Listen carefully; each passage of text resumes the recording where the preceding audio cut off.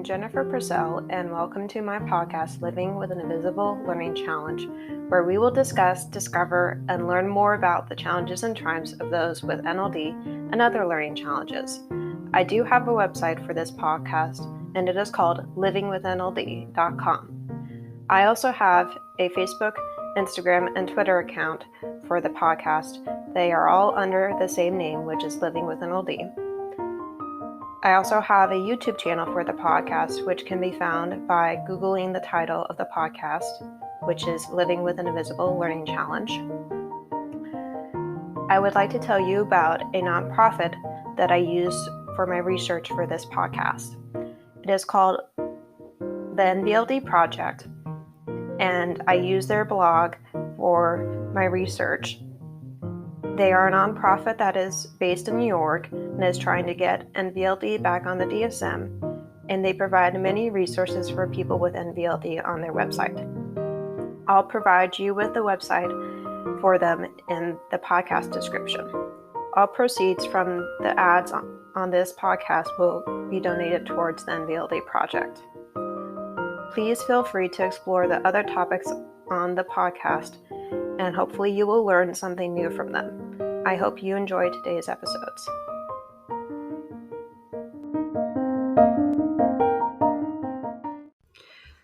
Happy Friday. So today's episode will be about juggling NLD with 5 podcasts, full-time job, side tech job, and chronic migraines. And of course, by that title, you can tell that this is personal to me and to my life. So it might be different for your circumstance, and it might apply differently. So try to maybe listen with an ear of, an ear and a perspective of trying to see the big picture. I know that sometimes it's hard to do with being neurodivergent, but hopefully either on your own or with some support, you've been able to get better at that. And maybe this podcast has even helped you with that.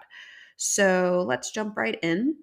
And I know I've done quite a few episodes on my learning difference and migraines, but I thought I would try to do an episode on how it is for me to juggle that, like I said, with my personal life, professional, and podcast life.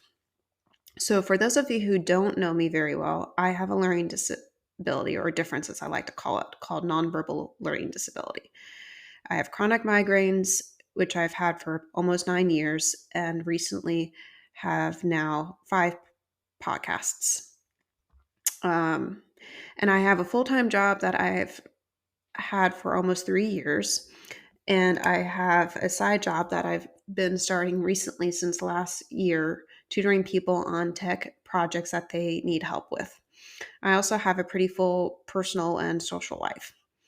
You might be thinking that's a lot to juggle, but to be honest, I'm used to it. Because I remember growing up that way. I was homeschooled in an online charter school, and we also traveled quite a bit. We didn't always do the traveling when they were scheduled school breaks, so I had to learn how to work ahead so I wouldn't be behind when I would return from our trips. We started to do international trips when I was 6 years old, and skiing trips when I was 5.5.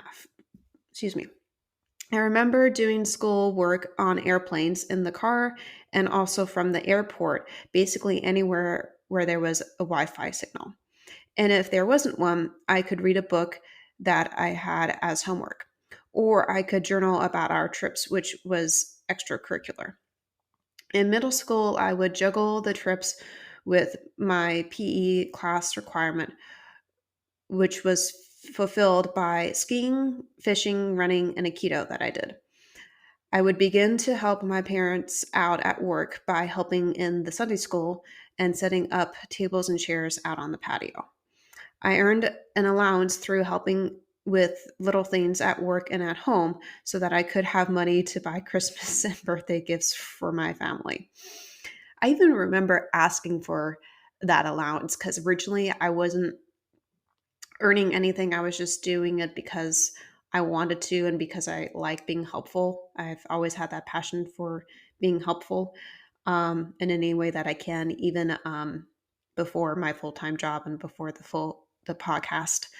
Um, and like I was saying, I remember when I asked, and my parents were like, "Well, what do you need the money for?" And I'm like, "Well, I kind of want to have a little extra money to buy you guys gifts for birthdays or for Christmas instead of just making them all the time." I used to, and sometimes I still do this, I used to knit or be creative and make soap or pot holders for gifts.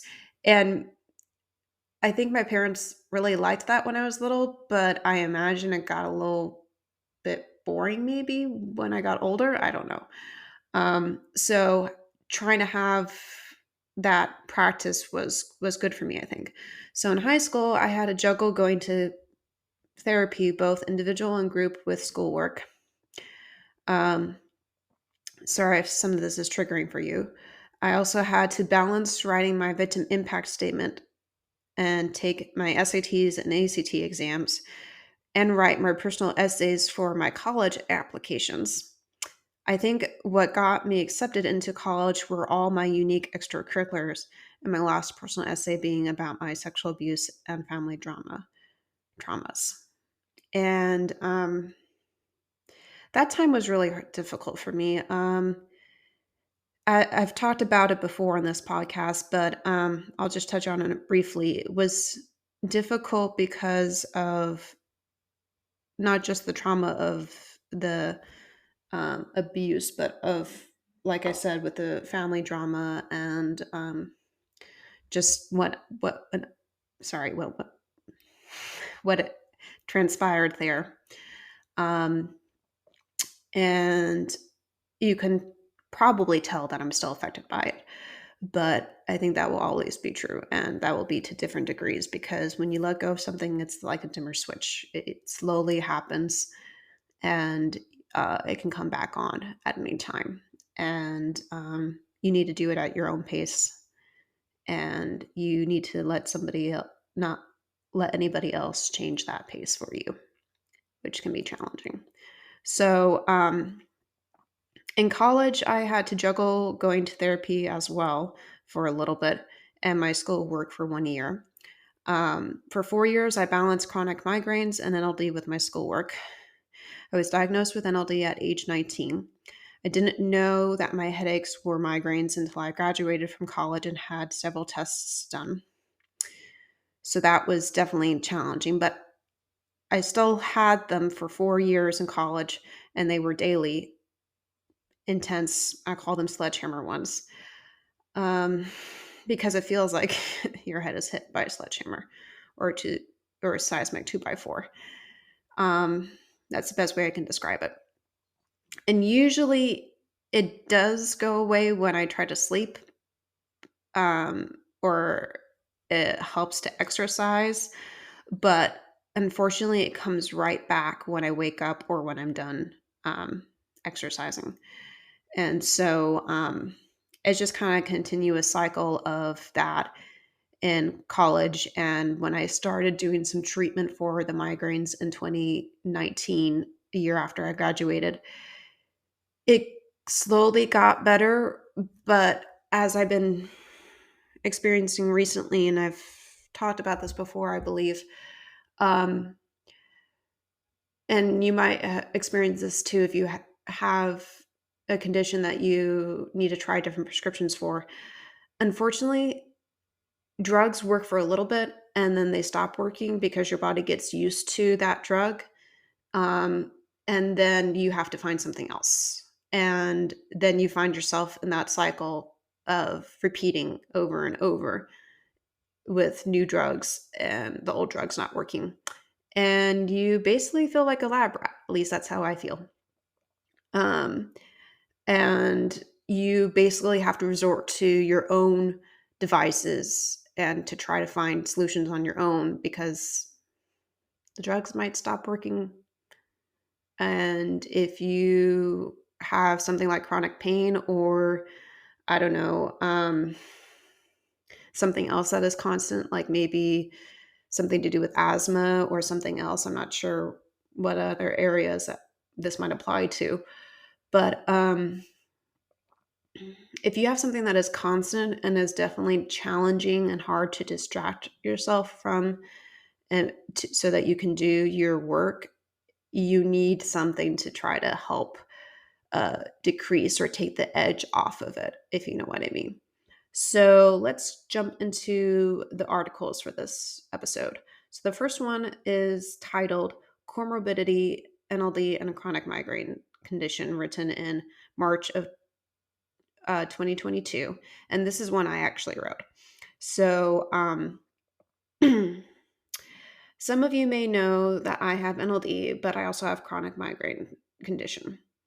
I've had it for 8 years. That was true in 2022. I can't remember when was the last time I didn't wake up with one, go to bed with, or try to sleep with one. I also can't remember the last time I was able to keep my hands warm all day. I can handle having NLD except for when I have a meltdown, but it's more difficult for me to handle having my head hurt every day with varying degrees of pain. Here's a good way to know the difference between migraine and a headache from medical news today. Headaches cause pain in the head, face, or upper neck and can vary in frequency and intensity. A migraine is a severe primary headache disorder. Migraines usually produce symptoms that are more intense and debilitating than headaches. Some types of migraines do not cause head pain, however. When my migraine condition started in college, I thought they were just headaches. I thought they would end when I graduated, but they didn't. And I'm going to add a little bit more to the part from medical news today where it said that some migraines don't cause head pain. What they meant by that was there's many different kinds of migraines. Ones I know of, you can have a sinus migraine, which usually happens, well, in your sinuses, of course, and probably because of allergies. You can have an ocular migraine, which would happen in your eyes. And usually that creates some kind of aurora where you can't see very well. Um, you can have tension migraines, which is probably part of what causes mine, where your body is very tense up in a certain place, maybe your neck or your head or your shoulders. And that can create a migraine. You can have rebound migraines, where you've had one for a little bit, it goes away, and then it comes back. Um, and those are the ones I can think of up the top of my head. So the next article is titled Embrace Neurodiversity in the Workplace to Meet Your Business Needs by Steve Forbes, and is part of Forbes staff. Quote, how diverse is diversity hiring? Inclusive hiring for race, gender, and sexuality are well established, but these practices exclude other valuable type of diversity. Neurodiversity, or the neurological diversity in how the brain is hardwired. Companies that want to embrace neurodiverse inclusion should look at a type of neurodiversity known as nonverbal learning disability, NVLD, because including people with NVLD can help a company's bottom line. NVLD is a condition characterized by a unique mix of struggles and strengths. The struggles include difficulties with visual spatial reasoning, organization, and executive functioning, and understanding nonverbal communication such as facial expressions or social interactions. The strengths are such qualities as excellent verbal intelligence, superb long term memory, and an attention to detail. The condition was first diagnosed in 1967, with research on the disability comparatively nascent, which is well established, however, in the unique value NVLD. What is well established, however, is the unique value NVLD employees can bring to the workplace. Sorry, I messed up on that sentence. The objective reality of a differently hardwired brain is but half of how NVLD helps Steve, the subjective experience of living with NVLD is the other. Because people with NVLD approach the world with such a unique perspective, many of them get used to scrutinizing their everyday interactions in the interest of fitting in. I think that our whole lives, people with NVLD, are about managing risk. We're always plotting out our day, planning our routine, thinking about a conversation before it happens. That's risk mitigation. Simply living with NVLD has thus predisposed Steve to be a good at a career that requires forethought and consideration. End quote. So I definitely can agree with that article and with Steve when he said that it's he called it managing risks. Um, that definitely is true with people with NVLD, at least it is for myself. Um, and I definitely do spend a lot of time thinking about a conversation before it happens and trying to plan my routine and trying to plot out my day. And sometimes this is probably true for neurotypicals too. Your day doesn't go the way you expect it to. And then you have to be resilient and ready to kind of respond to that and realize, oh, I'm going to have to change up what I was thought I was going to do something else, or realize this particular task is taking me longer than I thought it would. So I'm not going to get so much done today. I'm going to have to put more onto tomorrow's list. And that might make tomorrow's list also go on to the next day, if you know what I mean. So, but if you work for a small company like I do, you kind of get used to that happening where you might need to move some things around to different days, and that sometimes you feel like you are always behind. And when you finally get ahead, then you're like, okay, well, I'm ahead for now, but when is that, going to disappear? Um, so the third article is titled Three Tips to Help Adults with NVLD Land the Job of Their Dreams by Sally, written in 2018. So that was a little while ago before the pandemic.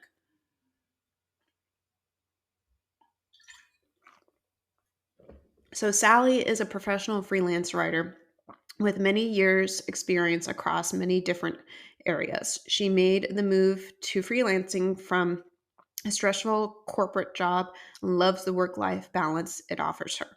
When not at work, Sally enjoys reading, hiking, spending time with her family, and traveling as much as possible. Focus on his or her strengths. The decision to disclose NVLD on a resume is personal and entirely up to the applicant. Sometimes people can feel better by not disclosing, but it can also be beneficial for an employer to understand how and where the applicant can succeed in their organization. However, if your loved one decides to disclose their NVLD, it's important to do it in the right way. You should offer help building the resume and encourage the applicant to focus on the strengths of NVLD rather than the deficits. Any employer can look up the clinical diagnosis and learn about the deficits, but they will not see the positive aspects of NVLD. For example, you can emphasize having a strong auditory memory, a vast vocabulary, attention to detail, and a great recall of skills. Practice makes perfect. As soon as you find out that your loved one has landed an interview, it's time to start prepping for it. You should you should set up mock interviews where your loved one dresses for the interview and acts just as they would during the session. Come up with simple interview questions and think ahead about some nonverbal cues common during interviews. For example, emphasize regular eye contact and good posture. You can also discuss positive gestures such as taking notes and nodding. Outline all the aspects of the job. It's important that you and your loved one sit down and talk about all the aspects of the job. You can talk through the responsibilities and duties, but be sure to talk about the nonverbal cues they may come across during an average workday. This can help prepare them for any curveballs the interviewer throws during the interview and will also help them fully understand the job. The more an applicant knows about the job, the better he or she will do during an interview. Close quote. So I definitely can see why all of those suggestions would be helpful. And I actually tried to do some of those when I was applying for jobs before I had the one I have now for a few years. I would try to look on YouTube for interviews where they would go through possible questions and try to do some role playing with my mom or my dad or my brother with that. And that helped me because for me, it helps to do more hands on with research like that, where, okay, I have some questions that I can look at from this YouTube video, and then I can see how that person answered them and maybe where they messed up or where they did really well. And then I can try to copy or do that for my interview, and that can hopefully help me succeed. So the next article is titled "Learning to Understand the Proper Social and Communication Skills," cues, by Aline. Quote, "One of the hardest things for many individuals with NVLD is their difficulty understanding social and communication clues. They are seen as either too friendly, too socially insensitive, or both, which makes things even harder. For me personally, even though I have come a long way, this is still an issue today, and I certainly wish things were different. As a teenager, I struggled socially, which affected my understanding of boundaries and balance in peer relationships. For example, a number of my sister's friends included me in things, so as a result, I always wanted to be around them, often more than they expected or wanted. This led to some frustration and awkward moments. On the other hand, some people who I was friendly with thought I was, in quotes, cooler than them because I hung out with a popular crew, so they lost interest in hanging out with me for a while. This made things so confusing for me because I didn't understand the social and communication clues that each group of friends were giving me to manage each situation correctly." So I can kind of relate to what Aline is saying there, where even though I was homeschooled, I was in some social um, situations. I was in Girl Scouts, I was in a running club, and I was also in Aikido. And I also had the church environment that my parents had at work. And I still have most of those, except for Girl Scouts, of course, and Aikido and the running club. But I still have the church. And so for me, what I'm trying to get at with this is, um, particularly with Girl Scouts, I definitely had some times where the cliques in there would exclude me, and I didn't know what was going on, and I didn't know why that was happening, and I didn't know why I was being made fun of. But eventually, I realized, you know what? I don't like that. I'm gonna hang out with the people I want to hang out with in this group, and I was okay with that. I had some good times and good friends from there. Some I still keep in touch with, some I don't. But it was a good experience for me with that. Okay, so the last article is titled "NLD Unmet Learning Challenges" by Marisa Eckard, who has a PhD. So most students with nonverbal learning disabilities, NLD, are bright. They often do well in school, especially on tasks involving facts, and logic. However, many of these students experience learning challenges frequently in language skills. Following are examples of language learning challenges students with NLD may face. Difficulty with higher level language skills such as figurative, ambiguous, and inferential language. Figurative and inferential language may negatively impact reading comprehension when ideas are not stated directly and themes must be inferred. Poetry and fiction can be particularly challenging. Problems with social understanding can play a role in reading comprehension. It's assumed that students will be able to infer the feelings and goals of characters in fiction. That's not likely if this is a challenge in daily social interactions.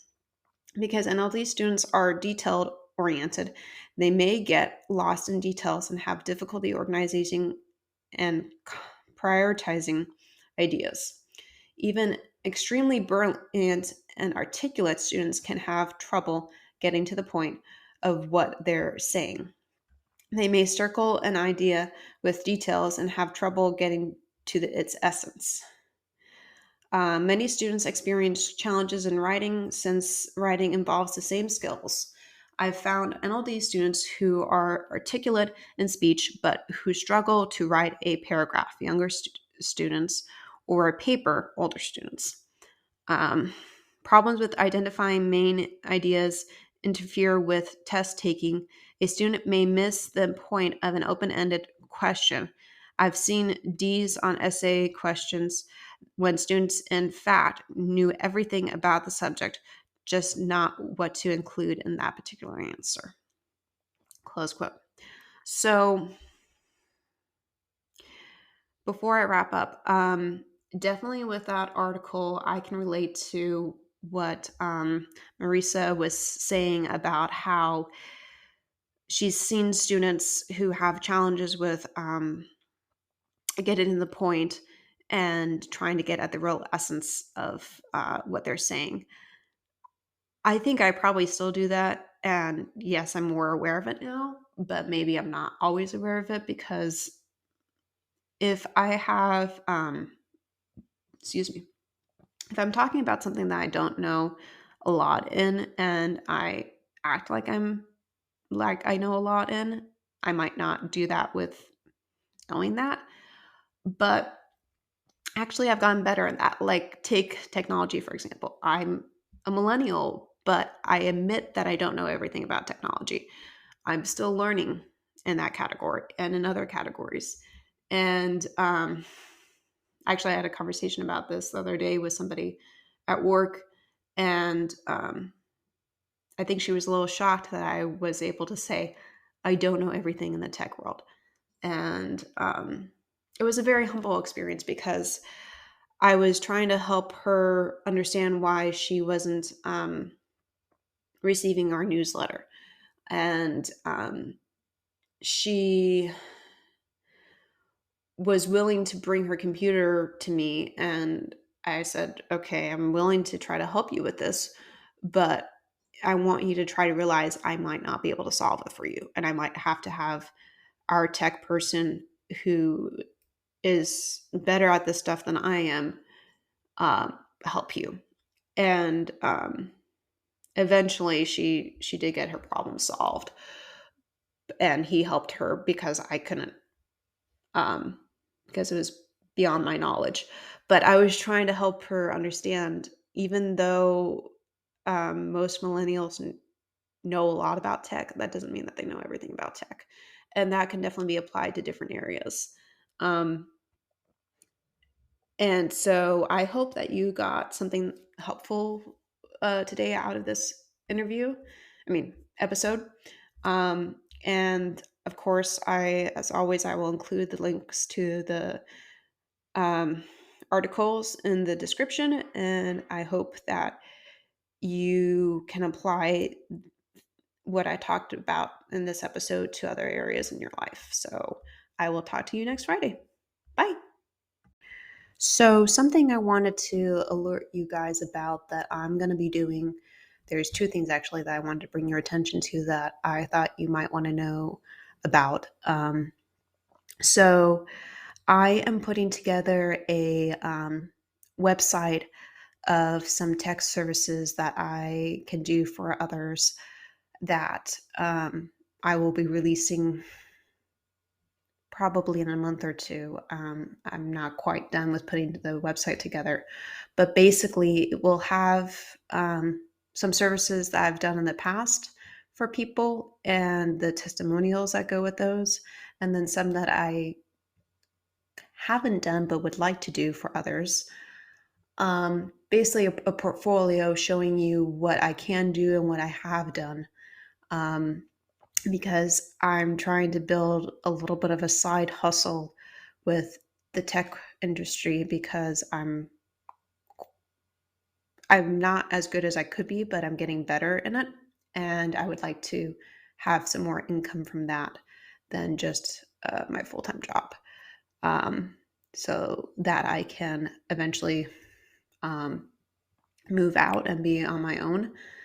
And so that kind of goes with today's episode, which is on uh, NLD, social justice, and independence, and how that is for NBLDers, and to try to relate it to neurotypicals as well.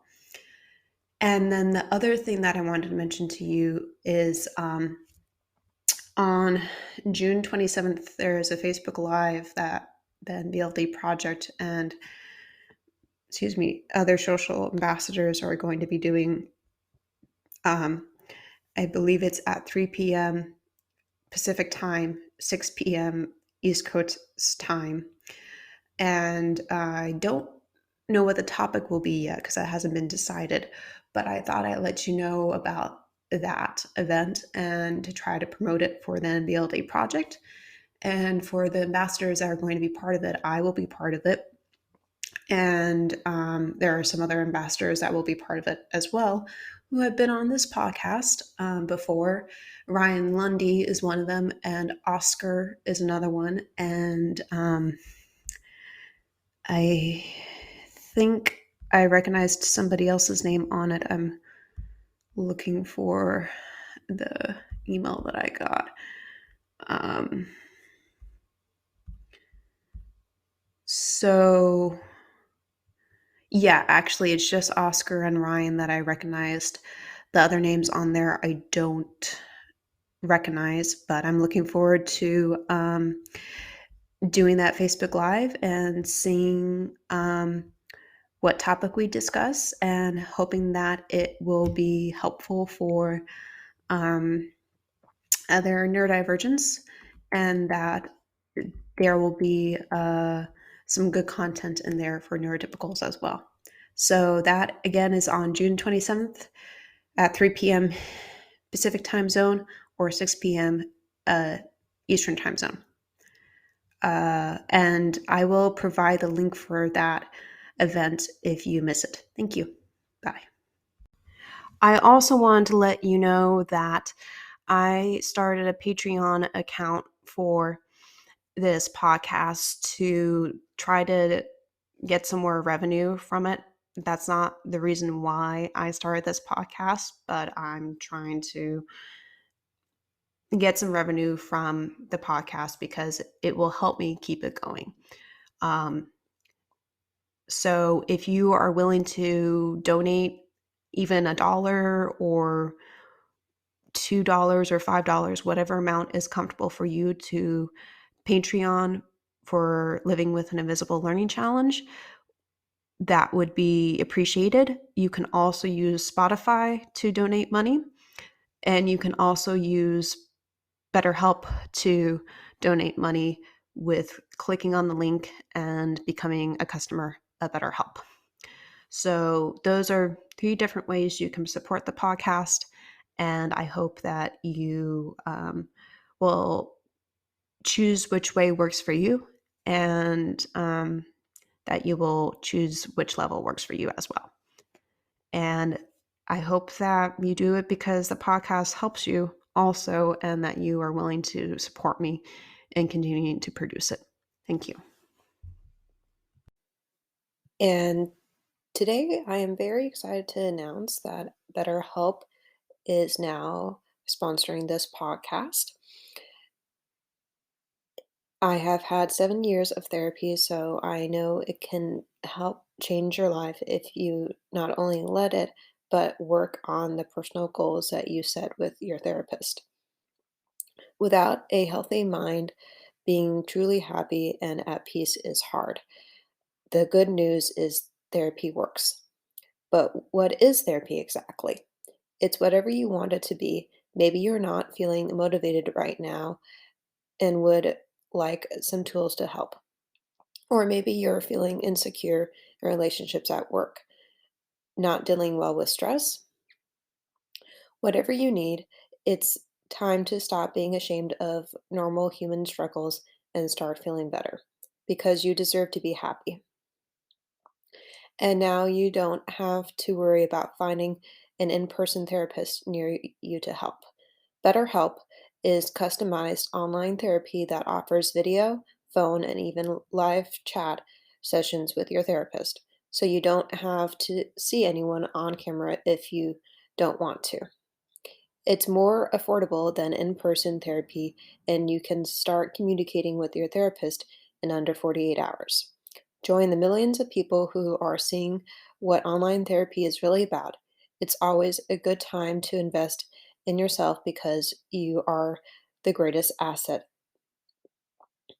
And special offering to listeners of Living with an Invisible Learning Challenge. You can get 10% off your first month of professional therapy at betterhelp.com/. I'll put in the link in the podcast description for you. That's BetterHelp, HELEP. Thanks again to BetterHelp for sponsoring this podcast.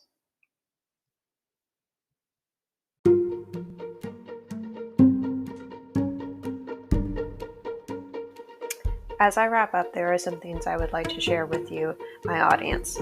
Please know that just because I have a podcast doesn't mean that I'm perfect in every way and don't make mistakes. I make them every day and try to learn from them. I hope that this podcast helps you feel included, not alone, inspired, safe, and encouraged to make your life a little easier for you every day or chance you have the opportunity to. I would like to hear from you, especially if you have topics that you would like to know more about relating to NLD. I know I'm not an expert, but I do know I have the living experience of having it. Also, please email me if you would want to be interviewed on this podcast or if you need support with something related to NLD. I'm always happy to help in any way I can. I hope you enjoyed today's episode, and I will talk to you next Friday. Bye.